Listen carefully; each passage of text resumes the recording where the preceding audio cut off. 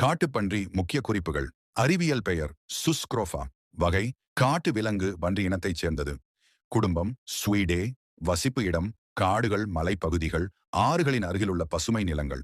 உணவு தாவரங்கள், வேர், கிழங்கு, பழம், பூச்சிகள், சிறிய விலங்குகள்.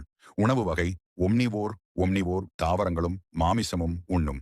உடல் அமைப்பு தடித்த உடல், கருப்பு பழுப்பு நிற முடிகள், ஆண்களுக்கு கூர்மையான தந்தங்கள் டஸ்க்ஸ்.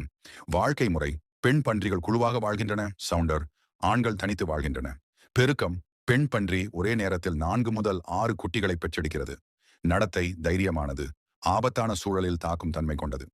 பரப்பு இந்தியா, இலங்கை, ஐரோப்பா, ஆசியா, ஆப்பிரிக்கா ஆகிய நாடுகளில் காணப்படுகிறது.